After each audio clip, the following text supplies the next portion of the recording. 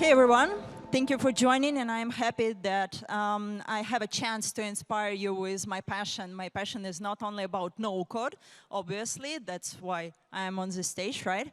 But also about the data. So as I mentioned, as organizers mentioned, I'm a product lead at Rolsware. Rolsware is a product studio. What does it mean? It means that we are building products for us and for customers. We have 3 in-house products, including no-code data automation platform, Coupler, and I'm product lead of it. So I will share with you how Coupler was released, and it was as a result of an accident. Come to think about it, actually, a lot of good stuff has released as a result of accidents, so I will tell you a story. And I hope that everything that I shared today will inspire you to master your data. So we will start. Yep. We will start with some cool statistics. I will share a mistake. People love when someone is telling about their mistakes. Then I will tell why we decided to actually launch it publicly as a product. Then we will talk about a little bit why to do data analytics with a no-code. And I will share again some cool statistics and explain how flat structure helped us in that journey. And we will finish with a bunch of examples. And if you will see some pains that you're experiencing in those examples, then it means that actually it's your time to master your data. I'm not sure what. OK, cool. So why master your data? Let's start with a cool statistic. Any ideas what this chart shows? Yeah, it's growing.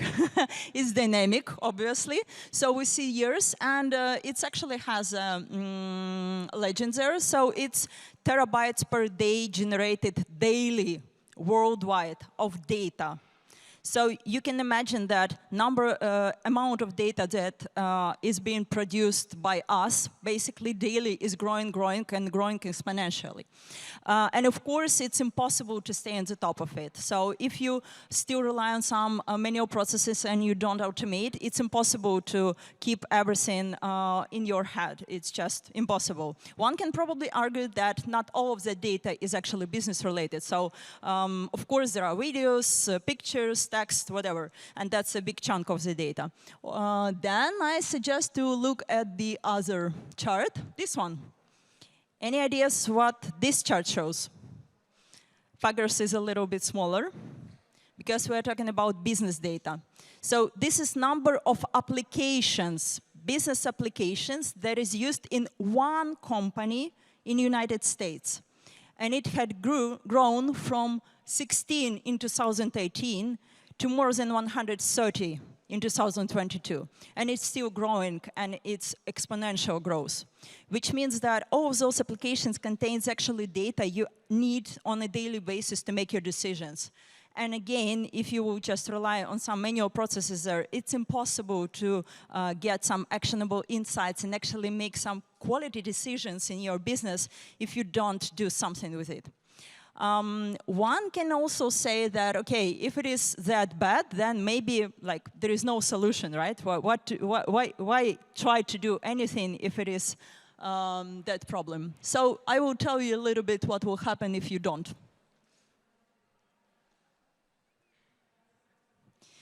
So, as I mentioned, we are a product studio, which means that we are billing our customers for the products we build. And customer billing is a regular part of our processes.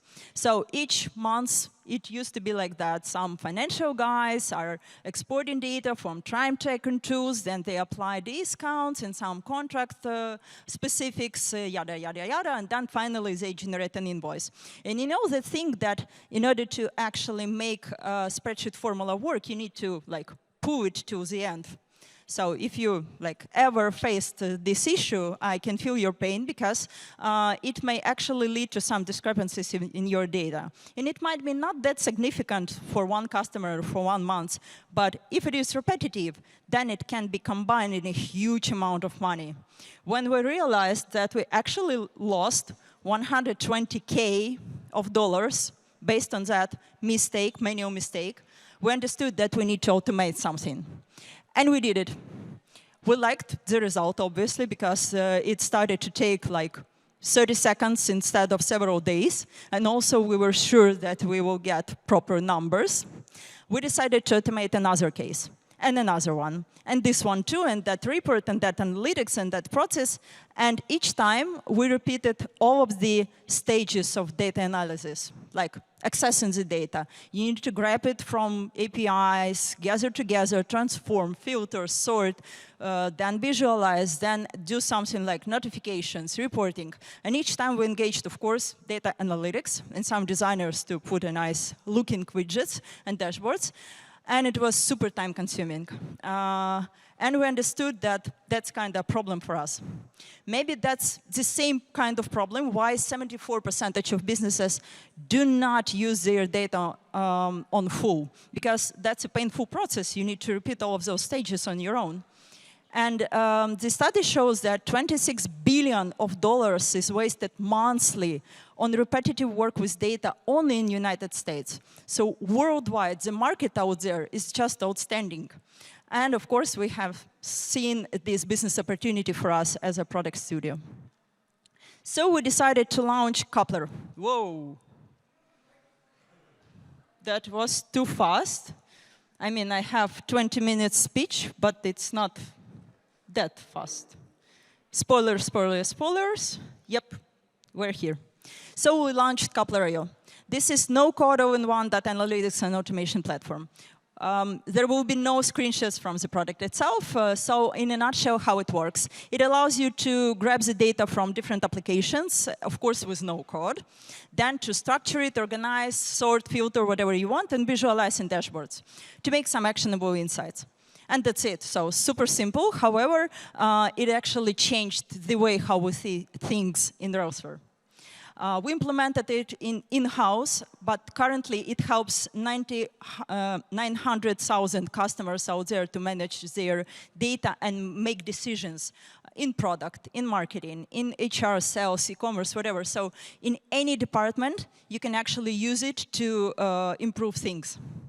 Why no code? So we had actually a pretty big team of data analysts, and we could have created something for them. But we decided to go in no code. As I mentioned, we are data-driven, right? So you know the game. We took a look at this chart in addition to the previous two. Any ideas what this one shows? Those millions, by the way. So it's not 14, it's 14 millions. So that's number of data professionals in the United States. And you can see the chart is growing, right? So more and more people are actually dealing with data in the United States. However, it's not growing that rapidly as amount of data and as number of applications, which means that you can't actually like hire as many specialists to do something with code as you need to deal with your business decisions. That is why we decided that we actually need to find some solution that can be used by any Roseverian. We have a flat structure. What does it mean? It means that we have no managers. Hard to imagine, but yeah, there are companies who have no managers. Any Roseverian can actually make their own decisions, what to do, how to track progress, what should be improved, and that makes them own their own managers. Which means that in order to make decisions, they need to base them on something, and they need to get some insights based on data. You can imagine how big should be data analytics department to support needs of whole company. That is why we decided that it must be no code. This chart, it's not that nice looking, because it's never went public before. Shows a number of data flows automated by departments. So yes, 1/3 is still done by data analysts. However, 70% of all data flows and reporting and everything in the Rosever is done by marketing team. Of course, because they need to invest money wisely, right?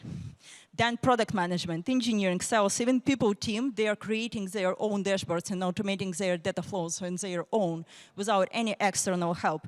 You need some figure, you need to improve some process, just build a dashboard, and here you go. It was like internal journey, but of course we took a look at that data. We understood that there is a huge market, and low-code and no-code markets are growing. And both Forrester and Gartner analytical agencies, they confirmed that this trend will not only like stay, it will be growing and growing. And the problem of gathering data is also growing.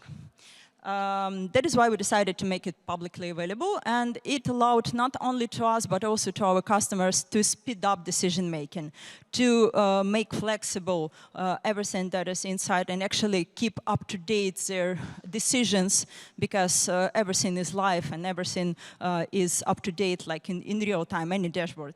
And also, of course, reduce budget, because if you have no code, then and you can actually build new report within 5 minutes, the cost of this report is 100 times less than usual.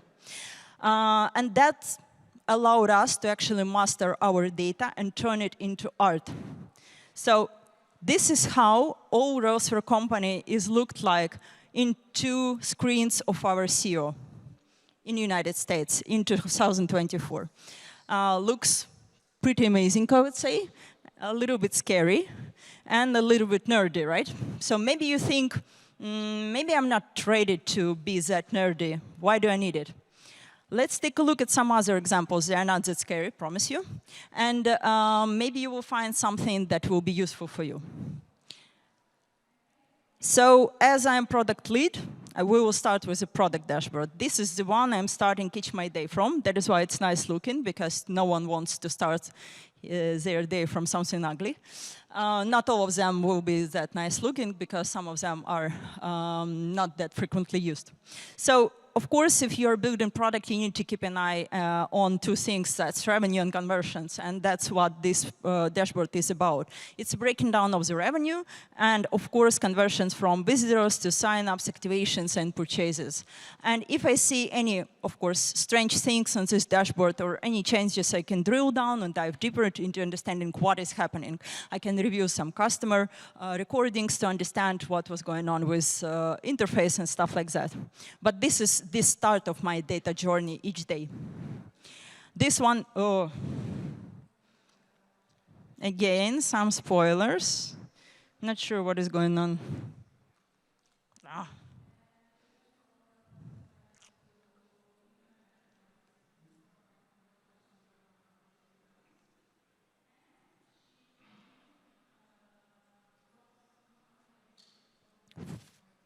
Almost.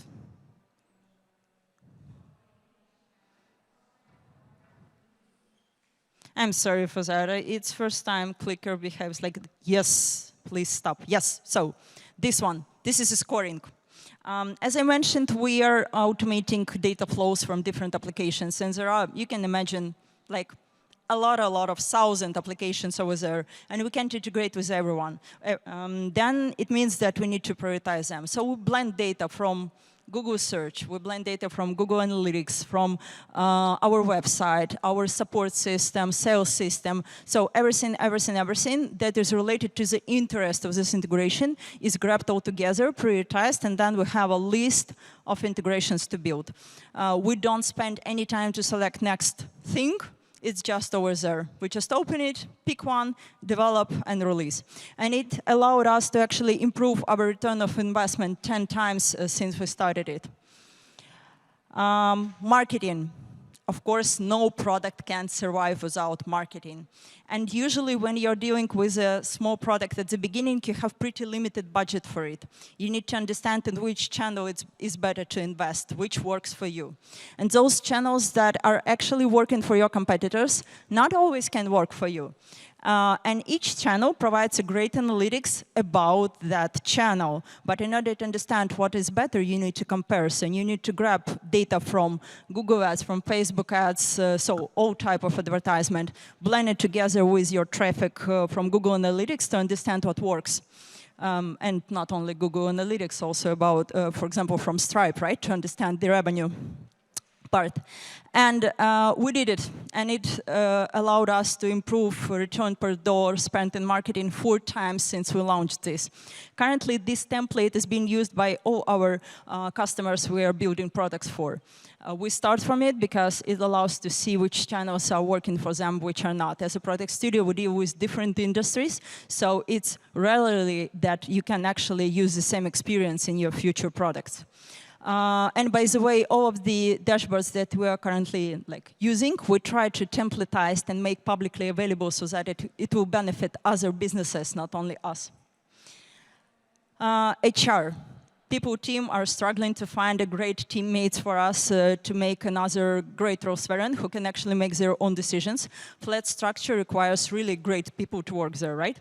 So they are looking at the funnel to understand what stage of the hiring process actually has any discrepancies, any problems, and what should be improved.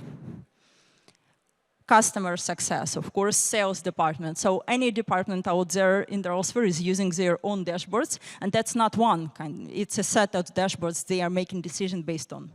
And of course, the one that everything is started from, time tracking and customer billing is also currently automated. So we no longer expect any mistakes that will cost us $100,000.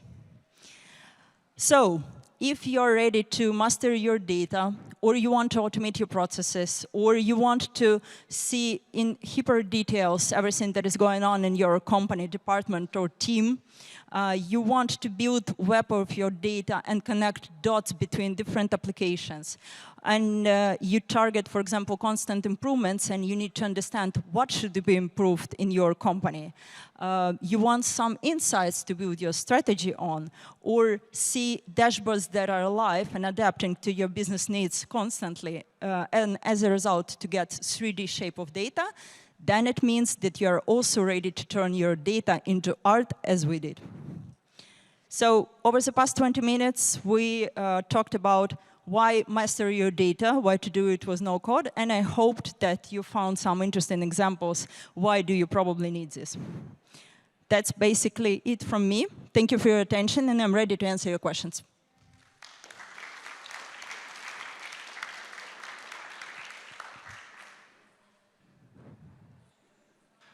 Hello, hello again. So do you have any questions?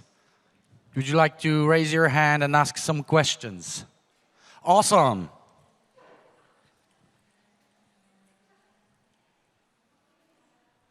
Thank you, by the way, because no questions is usually not a good sign. Yeah, okay. I have one question. Like, we've seen the end product, but my question is around onboarding the data.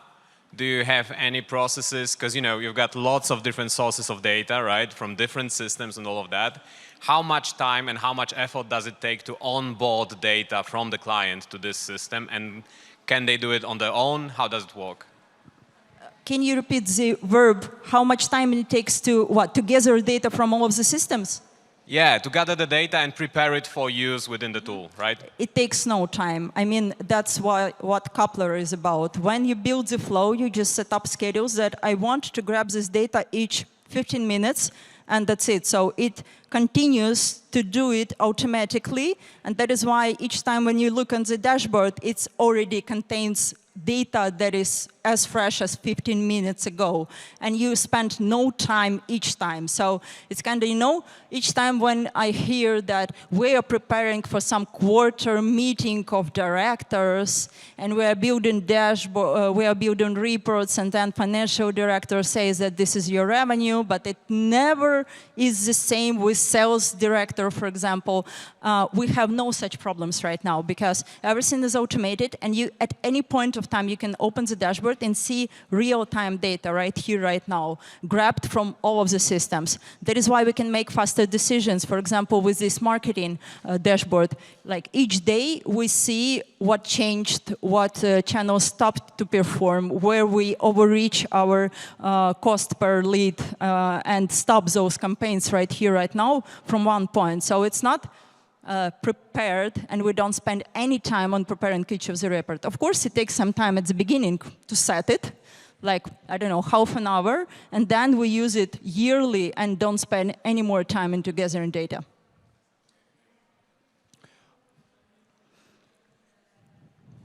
Hi, yeah, thanks for the chat.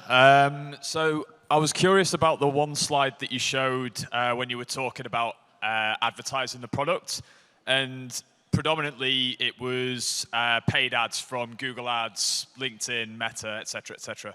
So I was curious, what's your take on gathering data from promoting yourself through affiliate websites or, for example, SEO, other channels like that? Those are another dashboards, let's say. So we have some blending dashboards where we see how much we invest in different channels and then how it reacted into traffic. Because you know that think about attribution. That's kind of a usual problem for the marketing dashboards, because some advertisement can pop up in Facebook and then person just opens Google and directly and you will see increase in direct traffic, which is a result actually of campaigns. So we see them side by side usually. On one chart, we see the dynamic of launched campaigns for advertisement channels. And on the same chart, the increase in overall traffic, of course, split it by type, direct traffic or paid traffic. But usually, that is how we see, for example, that yes, advertisement actually works, even though the advertisement platform shows that the result is not that good. But we see we launch campaign and we see direct traffic just skyrockets. We stop it and direct traffic is down, which means that actually that's a result of indirect way how advertisement works. And that's all possible because in one dashboard we use all of the data sources. Google Search Console, Google Analytics, and all of the advertisement platforms in one dashboard. Okay, can I just ask a follow-up on that? Yeah.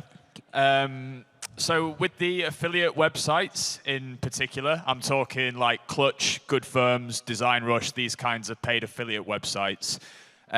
It's often quite difficult to see whether, let's say a lead has found you through that website or through organic, because a lot of the time they'll find you through an affiliate website, but submit a contact form through the website directly. So my question is more, how do you segment that data between leads that are coming from paid sources and from organic sources?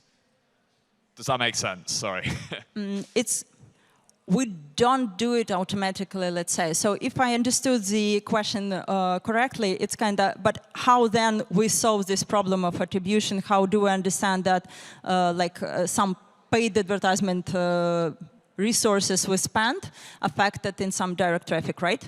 Yeah, exactly. Okay, that's because when you as a person who make a decision, looking at the dashboards that have data from both direct traffic and indirect, and you see that each time when you launch some we do experiments, of course, so we allow ourselves, for example, for this month, we target only Facebook ads, and then we see how it resulted in all type of traffics, including the direct one, the organic one, because as I mentioned, people can just see some advertisement and do not click on it, but they remember the name of the product, and then they Google it directly, or go to Clutch, compare something, and then go to the website. So we just compare in general, if we launch this channel, how it results in overall traffic. If we see the strong correlation, meaning spike and spike, then it means that this channel works. It is allowed to do only because we see on that data side by side, but that's only human decision. Unfortunately, at least as of now, it's like that. We try some AI. I didn't want to mention AI, because it's currently it's a buzzword. We tried and we experimented with different AI things in order to make such decisions. So far, it doesn't work well, yeah. So it's still human decisions. Sounds familiar. Yeah, thanks a lot. Do you have any more questions? Anyone? We have a moment for one last question. Great.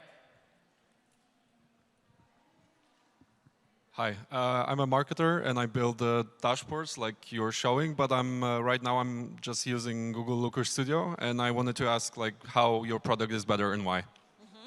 We're actually, so Coupler.io is a middle layer. So we allow to grab data, transform it, prepare and everything, and then to build your dashboards in Power BI, Looker Studio, click view, I don't know, and inside, of course. So we have our own dashboard builder. But the main thing and main benefit is exactly about preparations data. And actually, all of the probably templates you have seen on these screenshots, they are making from Looker Studio. So you will be using your regular tool. It's just the question that we allow to automate the preparation of that data and don't spend time each time when you need this report.